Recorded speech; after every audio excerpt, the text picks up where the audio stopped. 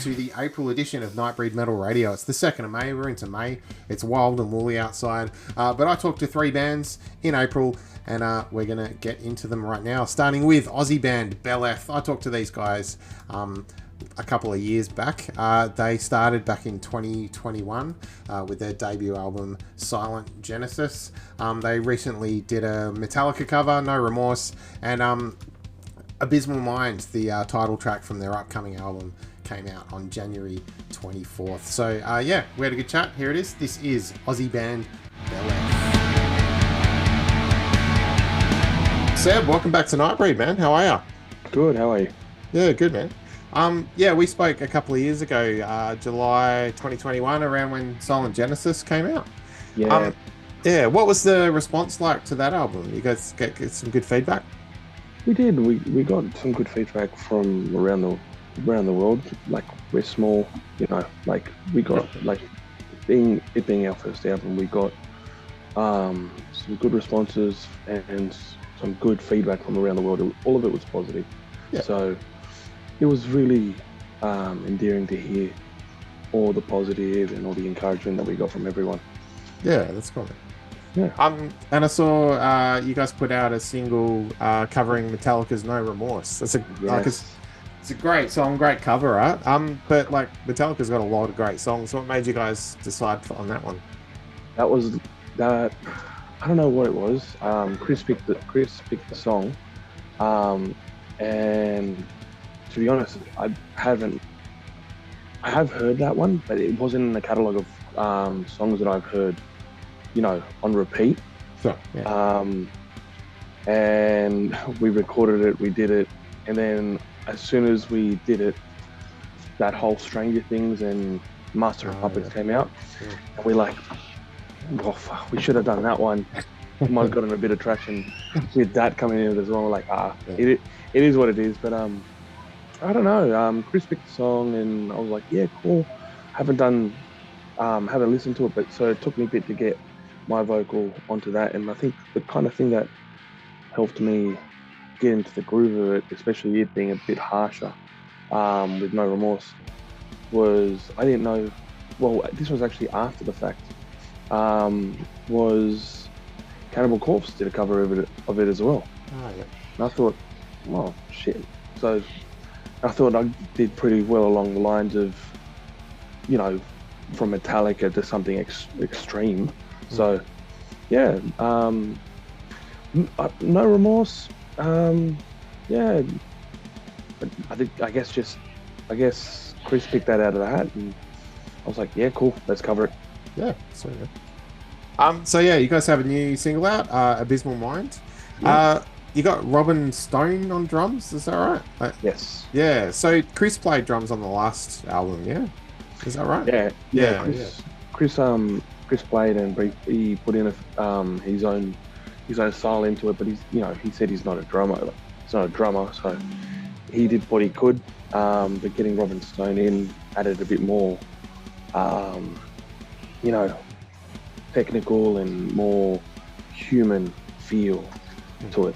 So it did help having that extra head in there to put in their own flavour and think outside the box. Yeah, cool. And you write the lyrics, right? Yes. Yeah. So what's Abysmal Mind all about?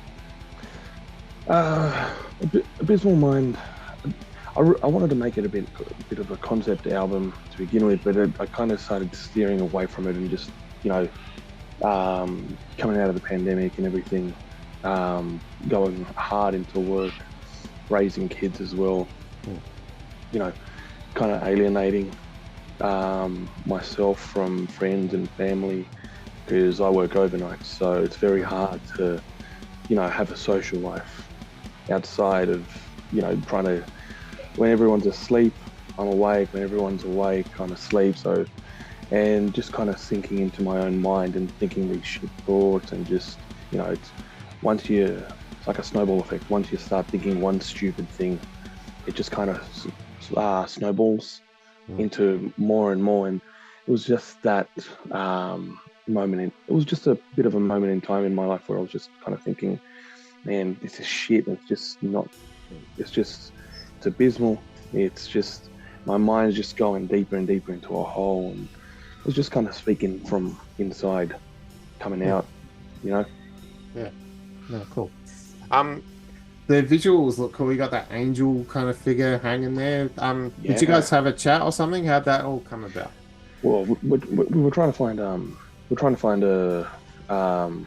you know, as metal goes, trying to find a pretty brutal and pretty cool piece. And I think Chris was going through and how he was having a look through, and he's like, "Oh, pick these one." Like, found a selection, a few of them.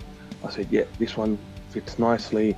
And because he also did the he kind of put the logo and the visual of it together, but he got the color red matched really well with our color red of our name, so it worked out well in that aspect. But yeah, just thought that kind of image spoke a lot to myself, like, and I was able to, with that image, I actually had to go back and rewrite a few of the other songs that we're working on, because like I said, it changed a lot of my mind of going from a conceptual album to a, you know, more of an internal feel of it. Okay. So, yeah. Yeah, that's cool. So, what made Abysmal Mind the first single? Because you guys are working on an album, yeah? What made you guys decide this is the one we want to sort of share first? I think that one was the first one that we said, because that's the first one that I actually finished. Oh, yeah, cool. Finished writing. Because I had to go back and change a few of the things. Like, I haven't been able to send Chris a lot of the work. Sorry if the birds are a bit. Yeah, it's all good, man. Yeah, nature.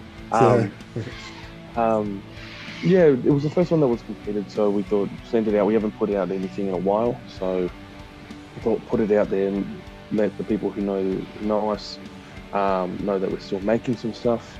And yeah, once it got out there, then I thought, I do have to rework a lot of stuff, because it won't. Personally, for myself, I don't think it would fit into the writing two separate, one conceptual and one coming like from inside. So yeah, that's the main reason why Abysmal Mind's like the first one that we released. It's the first one that I finished with that album, with that imagery as well. It made me go, nah, finish this one and then rewrite a few of the things so I can bring it out and kind of match it to make it fit all together. Yeah, cool. So, talking about it, making it fit the artwork, is that going to be the artwork for the album, or is it just like a similar sort of thing for your album cover or something? Me and Chris haven't talked about it, but I think that will be the piece going for, because it is a cool looking image, and I think it will fit in nicely with what we're writing. It's still going to be a lot of our natural sound. The drums will obviously feel a little bit more different because it's been written by Robin, so it will just have a bit more of an authentic tone to it, rather than just the blast beats going at an insane level, which is cool in its own right, but it also brings in a level of groove and a level of human touch to it. Yeah, cool. Yeah. So mixed and mastered by Mike at EOL Studios. Did he work on Silent Genesis as well? I think he did. I think you can't quote me on this one because I can't remember, because Chris is the one that does all the internal workings. Sure. Yeah, no worries. But I think it is. If it's not, I'm very sorry. No, but I think it is, because it is getting a lot more clear-eyed. It's a good sound that's coming out from it. So yeah, cool. Yeah. So writing for this one and stuff, did you guys chat about maybe having a slightly different sound? Obviously you got different drums and stuff like that. Was there an intentional, we want to try to change this? No, I think it was just the talk about the drums having that human aspect of it. The writing of it, like guitar wise, he manages the guitar, so and I kind of want to keep his signature sound, the way that he plays, because to try and get him to change to say more of my style of music it would change it drastically. I think if we were more, because obviously he lives in a different state, and so we haven't seen each other, and it's all through online correspondence. If we ever played together with a group of other people, I think that way our sound could evolve in a natural form. At the moment, it's very, not playing it safe, but where we're at is good because we're comfortable with it, and once we're able to have a few things under our belt, we can then kind of step away from it and add other elements. I think he did say that there were, like with Silent Genesis, we had a bit of like chanting and a bit of I think it was orchestral, if I remember. I think he wanted to kind of pull back on it a bit, and I did agree, like to kind of just keep it very, very levels and not so grandiose. Because I think now with all the deathcore, like the symphonic black and deathcore stuff that's coming out, like everyone's got like chanting monks or strings or orchestra. It's cool, love it, but then you start getting into that realm of everything's just the same. It just starts sounding the same, which is not bad. It's not bad as well, but to the casual listeners to like, oh, this shit sounds all the same. So just to kind of add, we're taking back a bit, but also adding to other aspects of it to kind of keep it within our realm. So we might venture into look into different things later on, maybe even acoustic shit, I don't know, like we'll see how that goes. Yeah. So obviously, like you're saying, it's you're interstate and it's like an online communication thing, but now you've got a drummer, there's three of you. Is it maybe more likely live at some point? Like you've got a bit of a band here now, I'm kind of hoping so. I think at the moment Robin's a bit of we've kind of hired him. I think we've just hired him to do the drumming writing, because from what I know he is very busy and he does a lot of work with a lot of other bands. So to try and bring him out like with us would be, we'd have to put in a lot to that, and I don't think we have got a good catalogue just yet. I'd love to, but who knows what the future holds. I haven't told him this, but especially Chris, planning to go see my sister-in-law up in Queensland, and it's only, I think, the town over from where he lives. Yeah. So be a good visit, and maybe catch a few gigs up at that time if there's anything around there, because I think he's rural living up in Gladstone. And even maybe just sit together and actually write something face to face. That'd be actually pretty nice. Yeah, man. Yeah. I'm talking rural living. You're in Sydney, is that right? No. Yes, I'm in Sydney. Yeah. I live in southwest Sydney. Yeah, that looks pretty rural behind you. Oh, I'm part of an area called part of the Campbelltown region. So it's still not that heavily industrial, like overly built. These are old army houses that we're living in, because the army barracks is just a couple, the old army entrance used to be a couple of k's up the road, and they kind of sold it all off. I think it was housing commission for a bit. Okay. But yeah, like we've got a good tree line up the back. It's not country, but it's a good mix of both. It's still about an hour drive to the city from here. Yeah, that's so. Yeah. Nice. Yeah, I'm south at 45 minutes ish from the city over here. It's kind of nice to get that bit removed, Yeah. It helps. Because you can then travel. Because how far is it from the ocean up there? Honestly, I'm 5-minute walk down the road from the ocean for me, right? Yeah. Yeah. So you've at least got that. Yeah, it's great. Away from Beleth for a bit, what are you listening to these days? New or old, whatever, Weirdly enough, I've been listening to old going back to my original roots and listening to old R&B and hip hop Yeah. that I grew up on, bit of reggae Hmm. as well. Some Spanish music that I grew up on. I still do. I have been listening to what is it? Current's new album. Hmm. I think it's The Death We Seek. Is it? I think it's that one. That one's been killer. Sleep Token, as everyone Right. has been listening to that. And recently found Paleface Swiss, which is so hardcore, like brutal slamming. Like it's them, Kabuli Khan, and Spite are kind of like the only three bands that I can listen to that will make me feel some like it's when they talk about angry music, like that's the one that kind of fires you up and like you'll fight that. Oh, They're good, you know, throw your body around, slam it. So yeah. that's cool, man. So yeah, you guys are working on the album. Whereabouts are you at the moment with that?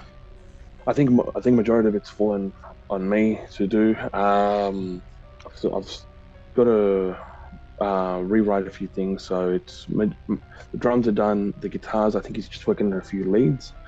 Um, I've got the vocals down, but they're kind of just scattered. And especially me trying to rewrite a few things, Hmm. I think I just have to go back and just change a few things or kind of just move stuff around. So um, I'm kind of hoping to get some stuff out to him either this week. I told him I was going to send some stuff out this week.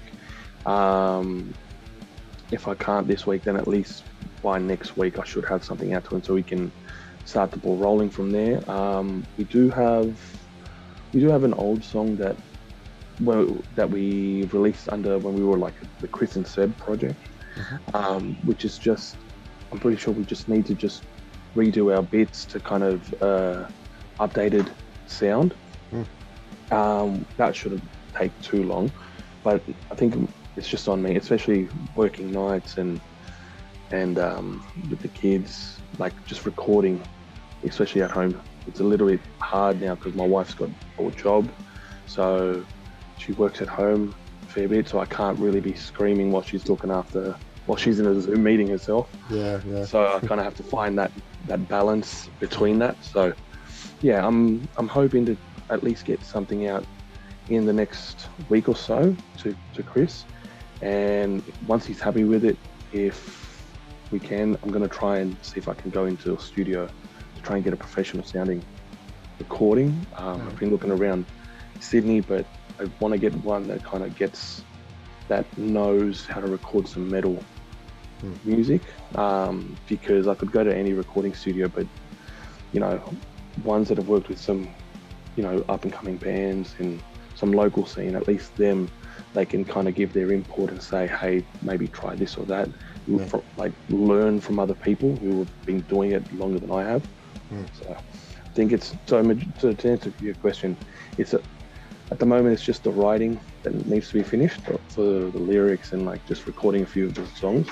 I know Chris has said that he's happy with the home vocals, like the recording of that, but I do want to see what it would sound like with a proper studio, proper equipment, and someone there giving their input, like as it's unfolding. So that would be nice to see. Yeah, cool, man. And do you sort of have I don't know, time of year in mind? You're sort of aiming for? We will release it this year. Mm. It will come out this year. Time frame when it will come out, though, I'm hoping before halfway through this year, at least, to get everything sorted. But it's just to get my ass to find the right time to be able to put it in motion. Chris has done his part fantastically, and he's been very, very accommodating, waiting, because he's got the liberty to be able to do that.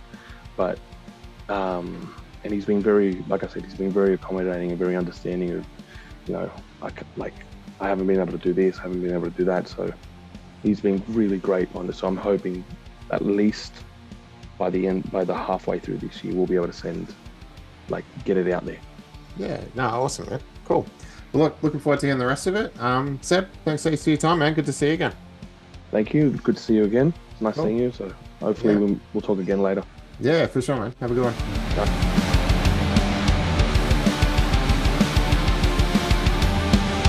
So cheers to Seb from Beleth.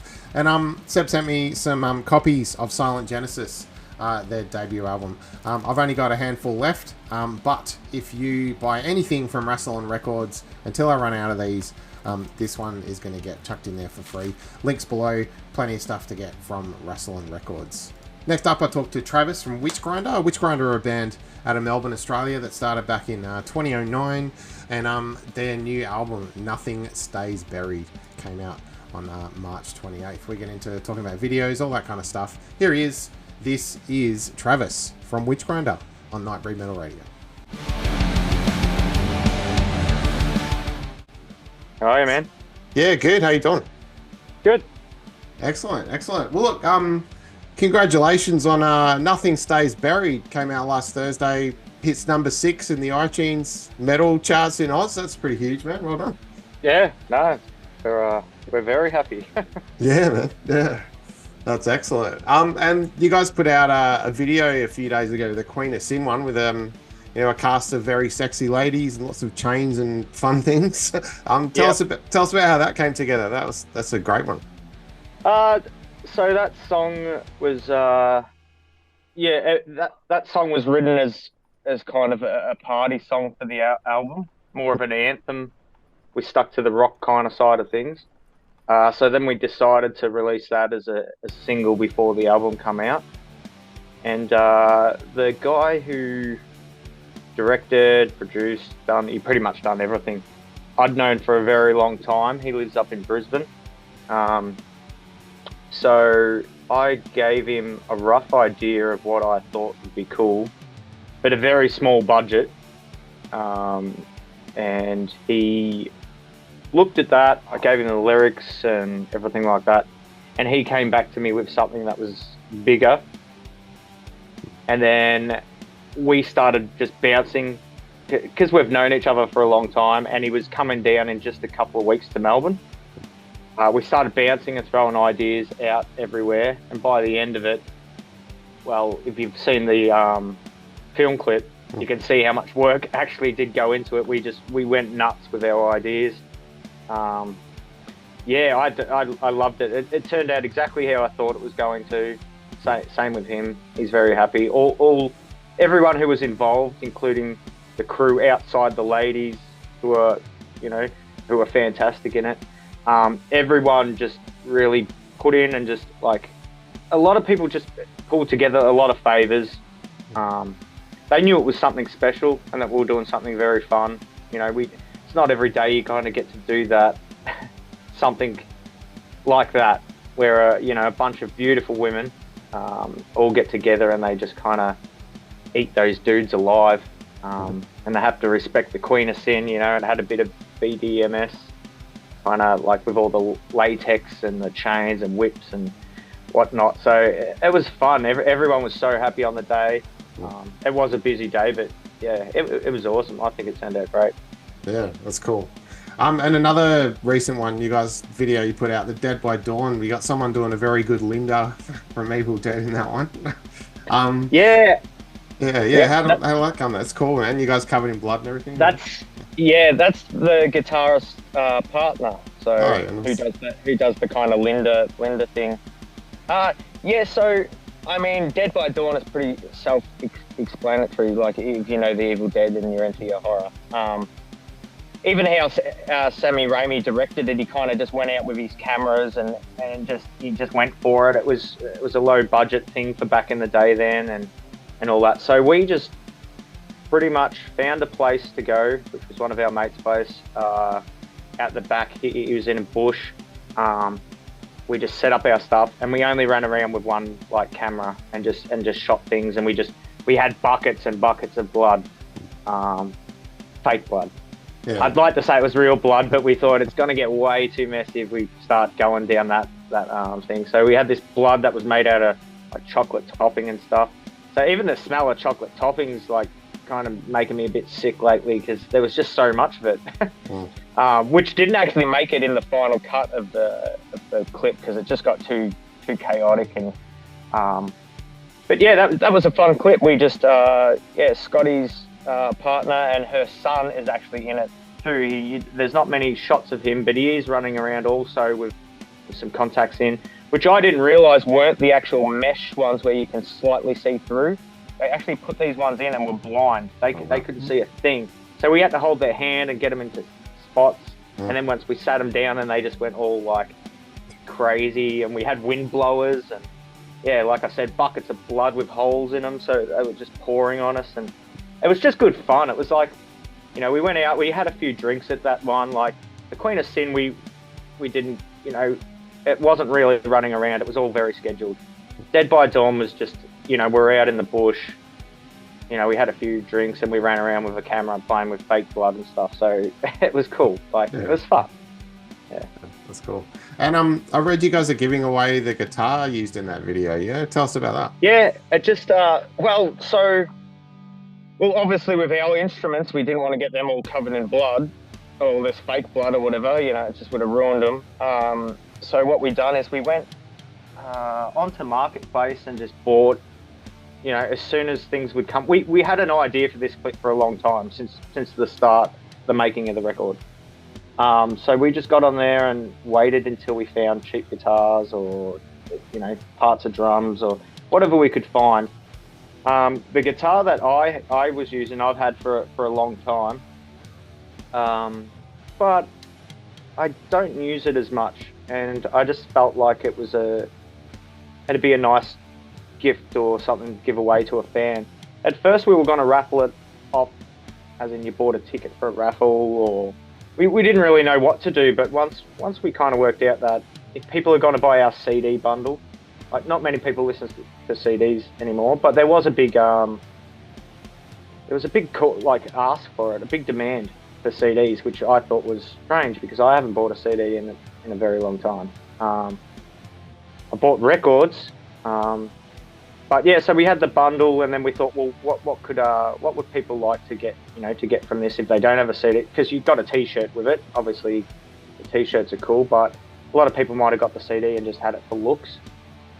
And then I thought, well, that guitar's just sitting there. If I clean it up and we all sign that, you know, let's put everyone into the draw who done that, which actually got announced yesterday. We not yesterday, but the night before, we caught up and we raffled, like cut up all the names, put them into a thing, and pulled it out. And actually, a guy. It was quite funny because we pulled out a name, and it was this guy named Sandro from New South Wales, who's a really big supporter of us, and he's also become a good friend because we've seen him at so many shows, and he's just a lovely person, him and his wife. He won it, and I was very happy that he won it because I knew how much he would love that. But then after, just for a bit of fun, I thought I'd pull out a few names just to see who might have came next. And so, like, everyone that we pulled out, we knew. Pretty much. Like, I think I pulled out another 5. Like, the second one that I pulled out was one of the girls who was actually in the in the film clip. So I was like, oh, if that had came out first, it would have been like, oh, she's in the film clip, plus she's won the guitar, you know. I felt like people would think it was rigged or something, but no, we really sat up and we pulled all those names out. Yeah. So congratulations to Sandro, because yeah, he well deserves that. So that's cool. So if we go back a bit, like 2013, like bands do splits and stuff, but Witchgrinder did a collaboration with Viral Millennium, the Body Snatchers one. Yep. That come together? Do you guys sort of know each other and want to work on a song together or something? Yeah, so it was already a song. It was one of our songs from our first EP. Body Snatchers was called. So I contacted Greg and Adrian. I'd known them for a while. They're really nice guys. Me and Adrian especially, we took off, and we've actually done a whole full project together called Choose Your God, which is very heavy industrial, kind of leaning towards strapping young lads stuff. Yeah, but I always loved Viral Millennium. Like they were so. I feel they were very ahead of their time, especially for in Australia. There was no one doing what they were doing. So yeah, we just had a little chat. I asked them to do a remix of the song. They completely just made it into a Viral Millennium song, which so it wasn't really a remix. It was like they just reinvented it in their style. Which when I got back, I just thought was amazing. And then Greg pushed us to do a little clip for it and release it like that. So it kind of is the right word, surpassed. I'm not sure. I can't think of the right word, but it's actually a lot more popular than the original.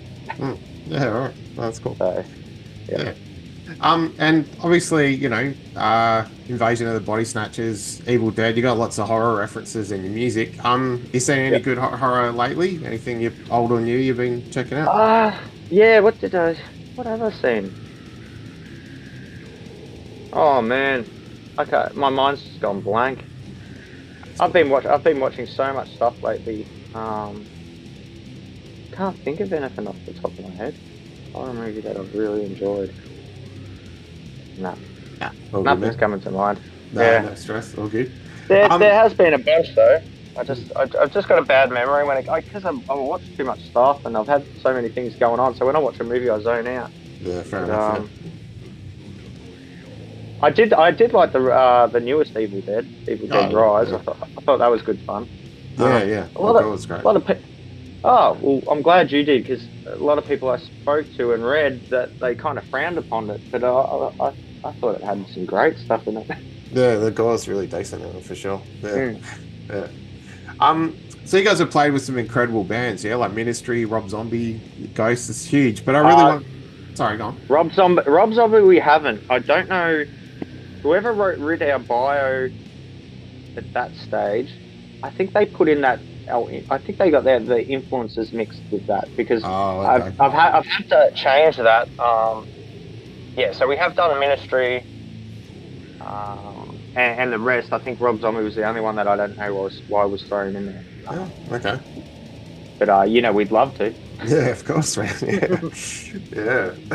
I really want to ask you about joining Entombed AD on a tour of Japan. You know, how was that? That must have been a great show. It was wild. Yeah, I mean, they're a lot heavier than us. Like, that's old school death metal, you know, or grind and death metal. We got I did come across. We just got an email, I think, inviting us onto the tour. We knew a few guys who were running this kind of tour kind of deal where, you know, you'd get on it, but if you put in a bit of money, you could jump on the bus with them, and they'd take you to all the venues and all this in a day, and all this in the one tour, which was a really good deal, because we knew once we were over there, and you know, the merch that you sold and what we were paid per show would cover all those kind of things. So we just jumped on it. It was originally with some other band, I think Suicide Angels it was going to be with, which I don't really know much about then. But then it got changed to Entombed AD, which I was very happy about, because I'm a massive Entombed fan. That was great to be a part of. Lars was really cool. He's passed away now. Don't know how long ago that was, maybe 5 years. Yeah, poor dude. He was such just a nice dude. He could drink too, man. He'd drink like a bottle of whiskey before getting on stage, and then he'd get off stage and open another full bottle of whiskey and drink. We'd probably get about halfway with the second one and then just like hand it over to me or something. But he held himself. You could not notice the difference between when he was sober, when you just seen him during the day, and until the end of the night. And you're thinking that dude just has been sculling on a bottle of straight whiskey, like a bottle and a half. Yeah. Bloody hell. Incredible. It is, I wish I could yeah. I friggin' have a couple of shots and I'm on my ass. Yeah, I remember seeing Entombed AD in Perth, and he came up to me and he's got a bottle of water. He's like, no, it's not water, it's vodka. Like, it's just down in it. very cheeky, man. Yeah. Yeah. What was the first sort of big show for you guys? Because obviously, you started out, and then what was the first kind of big gig that really made you go, wow? Our first big gig to me that I remember was one of our own, but it was a night that they run in Melbourne called House of Rock. And it was at the Metro Theatre, and it was just a massive venue. It's been friggin' demolished now, unfortunately. But they run these nights that were just packed. There was hundreds and hundreds of people. And one night we got booked to play it. Well, one time we got booked to play it, and they asked how much money we wanted, and we just started, so we didn't really have an idea of a guarantee or anything like that. And I said to them, if they can pay for our pyrotechnics, we'll come play. And I had no idea what involved getting pyros at this stage. We've done it heaps since, but at this stage I had no idea. So we had all pyros and people set up on the side of stage and everything, and we came out that night, and I just remember it being a full place. Like I don't know how many hundreds of people, but there was a lot of people. And we just had the pyros going off and everything. And that felt like my first big gig. I was like, this feels like a proper gig. Like, I feel like a proper band. A proper band. Just a band that had like made it or something. I'm not 100% sure what I was thinking. That and the tour, which was a couple of years later with Wednesday 13, we managed to score a support slot with them for an Australian tour, for those about to rot tour in 2013, and that was the biggest thing I felt at the time. That once we'd done that, that other show that I was telling you about a few years previous, I felt like great, but everything went back to normal. After that, we're still. Even today, we're still just a band just kicking around, you know what I mean? Like, we're still just a local band in it, We do have a great big fan base and a nice following, like, where we get to do it everywhere, but, at the end of the day, we're just dudes hanging out playing. But yeah, Wednesday 13, man, they looked after us so well, so polite, so nice to us. It suited our band.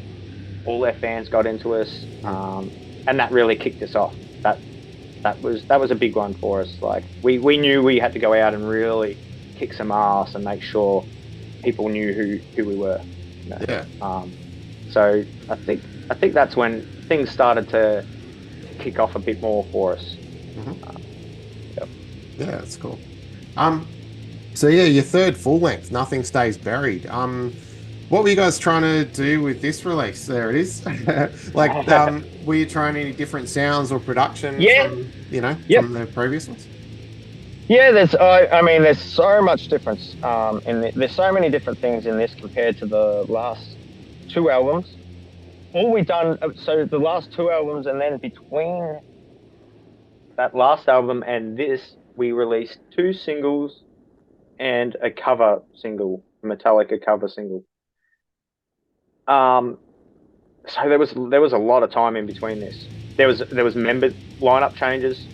I'd had a few surgeries on my leg, my shoulder, just skateboarding and doing stupid shit.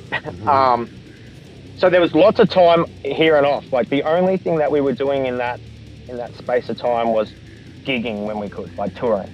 So I pretty much had members in that could tour. In Witchgrinder, that was the lineup. It was me, the only original, and other guys, all good dudes, but mostly just in it for the touring. Once we had the COVID break, new members had stepped in, like Scotty and Jake were in, but then COVID held us back. We sat up. And it wasn't really that we wrote. I wrote some riffs, and Scotty worked on some things, and Jake, everyone worked on some things. But it was more planned. We got time to sit up and plan what we were going to do next. So this album meant we wanted bigger production, first off. After we done that Metallica cover, we were like, man, the sound that we got kind of, in a way, not replicating, but getting a sound that was a little bit Black Album-ish, especially with the guitars and that. We loved what we got there, and we were like, man, that works. It works for Witchgrinder stuff, because we love Metallica and a lot about, and we had got lots of solos and all that kind of stuff going on. So we wanted bigger production. We wanted the songs written from... I picked everything that was good, that all our fans liked from our previous stuff. So if there was a song that was, kind of slow here because of this reason, it had a big stomp or this thing, I went, that's what we're going to need in one of the songs. We need a rock song that, like we were talking about Queen of Sin, a rock anthem. That was kind of, the idea came from Colder Voodoo, which is one of our first album that we'd been finishing the set with for a few years, because just people... they just rock out to those kind of songs.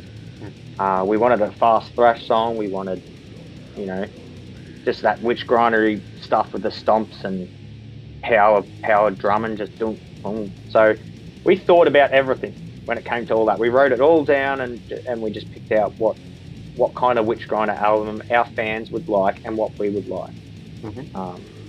So it was a compromise between both. We didn't want to just do something for the fans, because that would have just been cheating ourselves. And we didn't want to just do something for us, because we wanted people to enjoy this. Like we could have went friggin', if we do it for ourselves, we could go weird as shit. And that's not what we wanted. We wanted to make everyone. We wanted to be happy as well as everyone else. So yeah, we just put little twists on it. We added new things. There's a lot more guitar work. There's a lot more soloing. I sing a lot more on this album, which was kind of a bit weird at the start, but I got used to it. I don't know what else. It felt good. It felt right, whatever we were doing on this album. Yeah, that's cool. And of course, you got shows coming up in April. No WA shows, but if you're anywhere else in the country, including Hobart, you get to see Witchgrinder. Yeah, you guys hitting many places you haven't before for this one, or are these all like... Do you mean in regards to venues or places? Yeah, places, I guess. Yeah. This will be the first Tassie shows that we've done. Yeah. Cool. Which makes sense, because the guitarist and the drummer grew up and lived in Tassie. So, and also the bass player spent a few years living in Tassie with his partner at the time. So it was kind of a no-brainer to get over there this time. We'd been asked so many times. I mean, especially on Facebook or Twitter or whatever, everyone would always be like, when are you coming to Tassie? When are you coming to Tassie? And we'd always say, yeah, soon. And it was not like we didn't want to get there. It just never worked. Just the timing was never right or anything. But yeah, this time, obviously the other guys really pushed. Going, yeah. We need to go to Tassie. We've got to do it. So I'm excited about that. Excited about Gold Coast. We haven't been to the Gold Coast in a while. We usually just go up and do Brisbane and head back. Canberra we haven't been to for ages. And that'll be a new venue. We've never played anywhere else in Canberra before, rather than the basement. We would always play there. But they seem to have a lot more cover bands on these days than original bands, which sucks. Yeah. But it is a great venue. I'm not bagging out the venue. It's just a shame they can't afford to have local bands as much on anymore. Yep. Yeah. Cool. And so obviously, album's done. You got the tour coming up. What's next for Witchgrinder? Like next couple of years, I think. Well, this album's. If you look at it, it's only got 8 songs on it, which I think an album should usually have 10 or just a bit over. But they, some of the songs are pretty long. It felt like an album's work. We had other songs, but when we listened to this, and also it costs more to be in a studio, for extra songs and extra time. But this was enough, this album. We kind of listened to it. We thought about the other songs, but we're like, man, this, all these songs are so good. Let's just do this. So we've got a bunch of material, still sitting around. So we're having a bit of a breather now because we've got the tour starting next week and the album just come out. We've had film clips. We're broke. We've got no money. So we're having a bit of a breather now. I think after the tour we might take a month off, depending. We'll see how we feel. We'll definitely need some time apart because we'll probably want to kill each other after a tour band, because we're doing a lot of the driving this time. We're not flying as like we usually would, so we're just driving. We're getting in the car, spending like 10 hours, 12 hours together, just driving, get into the venue. Then you only play for 45 to an hour, and you jump in the car again, and then it's more driving. So our plan is to get back, have a little breather, but not too much. We want to stay on top of our game with this. We want to start riding again, but we are going to really focus on probably a European tour, and we'll probably go back to Japan next year. Yeah, nice. So Europe and Japan next year. Focus on that, playing a few festivals and touring around. And then when we get back, might play a few more shows when we get back in Australia. But then it'll be back in the studio and recording another. I don't know if it'll be an EP or an album. We haven't discussed anything yet. Like, it's way too early in the day. But yeah, we're just going to sit back and enjoy this album for a little while. Yeah, cool, man. Awesome. It took a while to get done, so yeah. we need that breathing space. Yeah, fair enough, man. Cool. Well, look, congrats. Good luck on the upcoming tour. I'm sure you have a blast. And thanks for your time, Travis. Cheers, man. Thanks, man. Cool. Have a good one. Cheers, Travis. Next up, I talked to Anton from Quantum. This is a Swedish prog rock band. Their new album, Down the Mountainside, came out April 19 and is streaming everywhere. Here he is. This is Quantum on Nightbreed Metal Radio.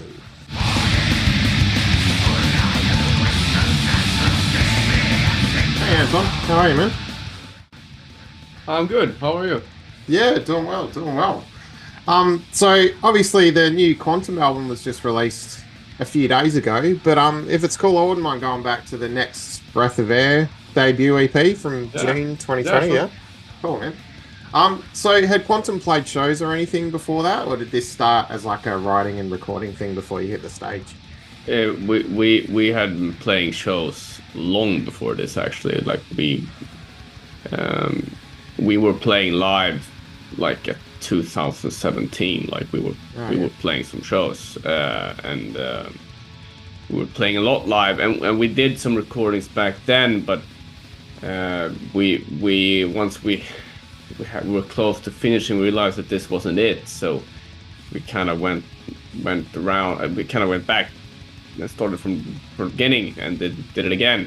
And that's what the Next Breath of Air. Cool. How that came about. So, which was good because playing live, you get a very direct response to your songs, and you get the chance to kind of test the songs out and reshape them a bit. So, yeah, cool. Quantum style's pretty like eclectic prog, yeah. Are there many, like starting out, were there many prog gigs at home in Sweden? I mean, many prog gigs. I mean, Sure, yeah. Yeah, I mean, we played shows at bars and stuff, and just rock, like, where you play rock music. Sure. And we were a prog rock band, and we weren't really like thinking about. I mean, there wasn't any sort of specific prog stuff going on. We were just kind of, another rock bands, and we were a bit proggy. So yeah, cool. How did Quantum start? Were you guys playing in other bands, or like anything before this one started?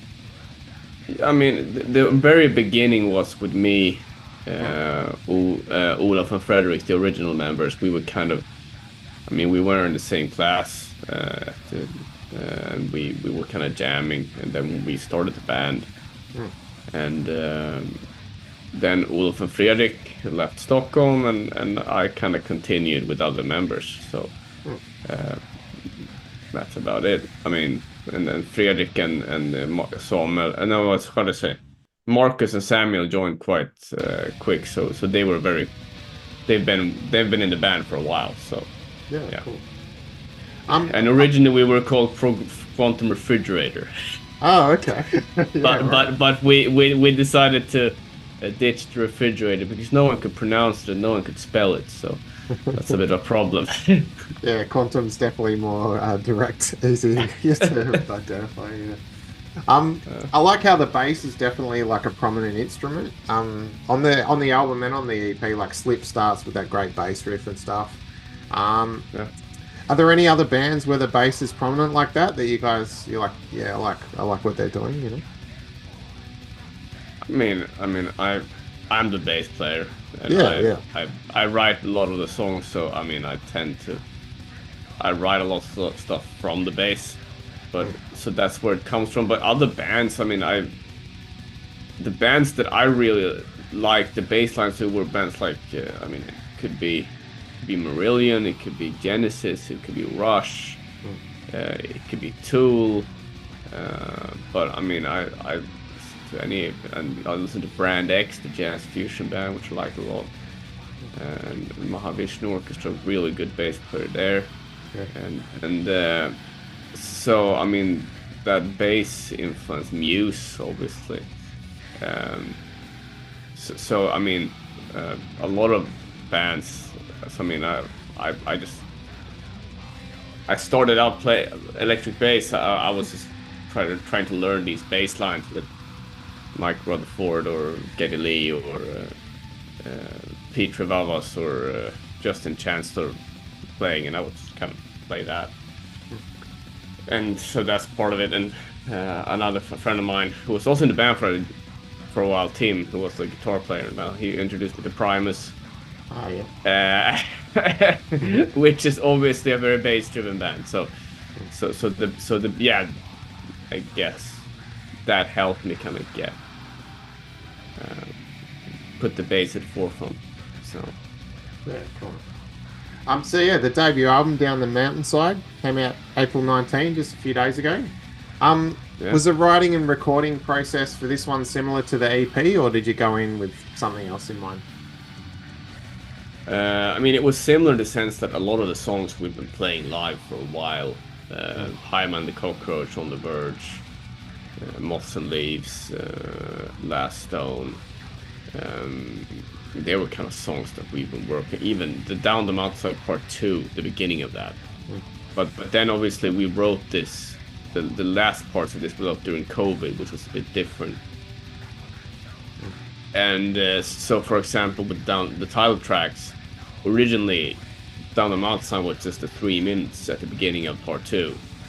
But then Fredrik, who was the guitar player, only guitar player when we recorded this album, kind of sent me a demo where he kind of took the rhythm and kind of made something else, which inspired me to take that and turn it into Down the Mountainside Part 1. And that's because, we were kind of sort of in our own spaces. Abstract Bliss was one of those things that also came together like in my room. I just wrote that. It came together very, very quickly, basically. So I think with this album, a lot of it is the process is probably the same. What's the difference is that I think, at least in my mind, there's a musical coherence in the tracks, and I think we were very, very aware of that.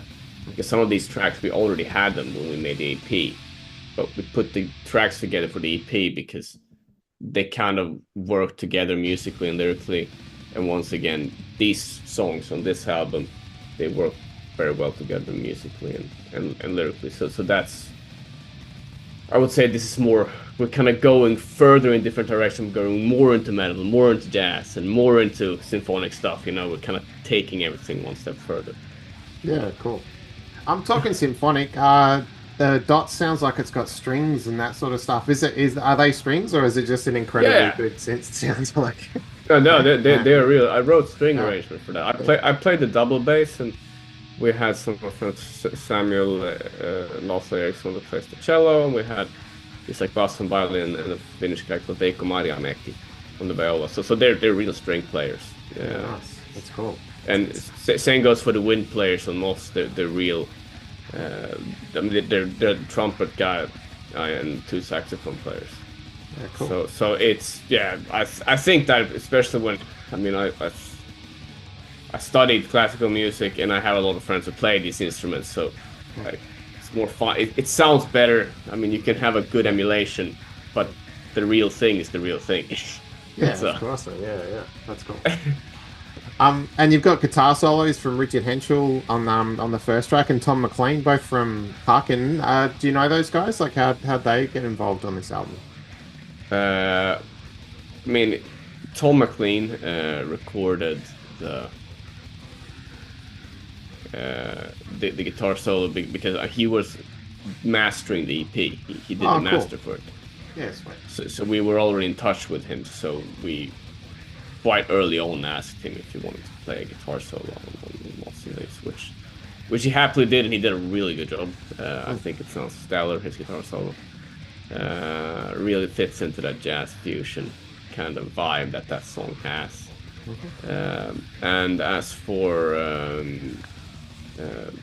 Harmony the Cockroach, I mean that was kind of, I mean, we'd already kind of sent an email to Richard about playing on the album like a long time ago, like maybe a bit too early actually, and then we said, oh well, maybe actually could you play a solo on this track, and part of that was almost like an experiment because I don't know how much you're into this kind of stuff, but the chord progression for that solo section is really weird. It's like it's really strange, and we was like, I wonder what he would come up with. It's kind of like, and we just asked him to do it, and that's kind of how that came about. And I think one thing that turned out great because that part is just kind of focused on a complete madness, and he just adds another layer to it, which is just perfect for that bit. Yeah, cool. I read one of the themes of this album is that we all wear masks. Like, what do you mean by that? Do you wanna get into that? Well, I mean, I think it's it could be anything from dealing with your role in your profession, or dealing with relationships in your family, with your friends, with a partner, whatever. You tend to kind of go into this role, and if this role, if you push too much into being something that you're not, it puts a lot of pressure on you, and it tends to wear you out, and it leads to bad things. I mean, and that's what it's really about. I mean, some of the more really horrible examples of this that I wrote about the abstract lists about this. Some people maybe tends to identify with how they act when they're intoxicated, and they drink a lot, and they kind of and that has a very horrible something. They can fall into alcoholism, and sometimes maybe you fall into this role of something that you cannot be, like someone who's too nice or someone who's too submissive, and that can lead to you explode like horribly, like a robot on the verge, where you kind of start exploding on people close to you. And that's so that's really kind of the overarching theme. It wasn't any like preconceived concept like before writing. I just realized that a lot of the songs were kind of about that, and then I kind of tried to make a lot of the lyrics, some of the lyrics, for example, down the outside tracks, to kind of make them fit in with that theme, write about something similar. Yeah. Is that like moth cover artwork? Is that sort of tie into the theme as well? Well, I mean that it really ties to the song "Moth and Leaves," obviously, which is it's. I mean that song is kind of an exception to the rule in a way, because it's about people wanting to make easy decisions while at the same time doing the right thing, and sometimes those things are not the same. I mean, they are not the same, and I mean the easy thing is just to blow in the wind like a leaf, but where you can fly like a moth. but the moths, also even the moths tend to just fly towards a burning fire and get burned. I mean, it's hard to put it down in words, but it's about human nature, really, in a way. And I used as a kind of as a metaphor that, you know, a moth looks very similar to a leaf from a distance, and I thought it was it's a really cool image, and that's for the cover. And I think it works for describing. It works very well for the lyrics of that song. And it's just very powerful image. Yeah. So the Abstract Bliss, you got the video where the guitar neck tongue things comes out of like that King Crimson sort of big mouth. Yeah. It's pretty trippy. How did that come about? Like, whose idea was it to have that whole animated, you know, crazy thing going on? That was, I mean, really a friend of ours, Samuel Wadensjö. A lot of Samuels on this album. He approached us about making a music video because he really wanted to do one, and I said, yeah, sure. And he was in touch with Linus Åberg, who's called Odjur with a zero, on Instagram. He makes 3D animations, really trippy 3D animations, and they had this idea of like, what if we could sort of make a transition from us playing the instrument to this trippy thing where people like this 3D animation thing, things just go crazy. So I think I'm not entirely sure, but I think Samuel just told Linus to just go crazy, and he did. Because it's really out there. This stuff is really cool. I really like it. Yeah. So I mean, he actually scanned us with an app. He scanned our bodies, very, very, and it went very, very quickly. It took like 1 minute. And then he made us, run on a fretboard and into some guy's mouth. And yeah, well, you've seen it. yeah, it's wild. Yeah. The On the Verge video, this is a bit of a techie question. Like, you're playing in a forest and stuff. Your bass playing has this really unique sound going on at the opening verse section. I had to rewind. I'm like, what's he doing? Like, are you muting the bottom note string and hitting those high notes? Is that what's there? It's a pretty unique sound you're making out of your bass in that one. Yeah, I mean, basically, in order to get that sound, what I do is that I'm playing like the G sharp, and then I'm going up to the up octave on the accent, so the G sharp, and then down the chromatic lines at the top, but the sound is me hitting all the strings basically at the same time, with down picking quite hard, and muting all the strings except the ones I'm playing. So it's I'm not sure if I'm hitting all the strings, but I'm quite aggressively picking, and I'm hitting other strings that are being muted while I'm at the same time playing the notes that I'm playing. So that's really the sound, and I'm picking slightly downwards, so so the strings goes into the fretboard, kind of Chris Squire kind of sound, I suppose. Yeah, cool. No, that's good. So yeah, the album just came out. What's next for Quantum? You guys playing shows, that kind of thing? Yeah, we're planning shows, so to speak. Some of them we have dates for, some of them we can't go out with, but we have shows coming up. So that's the next thing, and then we'll just keep on writing new stuff as well. We already have, like, on the release gig this Friday, we played a song that's new, that's not even on the album. So there's new music brewing as well. So those two things will be happening,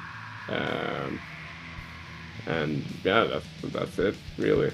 Oh man, yeah, awesome. Well, look, I'll look forward to what's coming next. Hopefully another trippy video as well. That was a lot of fun, though. But yeah, Thanks a lot, Anton. Thanks for your time. Yeah. No problem. Thanks for having me. Cool. Have a good one, man. See ya.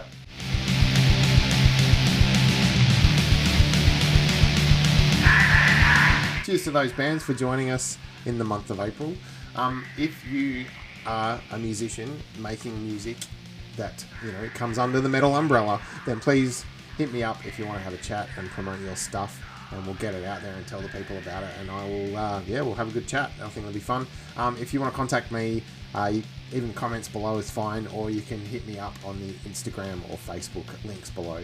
Rustle On Records wise, I've been running Rustle On Records now for almost 5 years.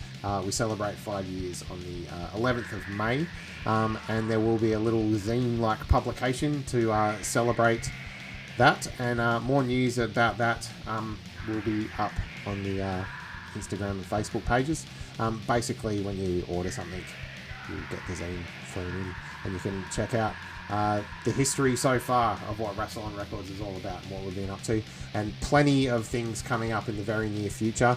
I will say this, there is a Toxic Volcano CD coming out, but that's all I'm going to say. More info as it comes. I'm currently editing a cover video, which I think is going to be really fun. Also coming up, I'll be talking about my April metal haul sometime soon, probably this weekend. I'll get time to put that together. That'll be coming up on this channel very shortly also.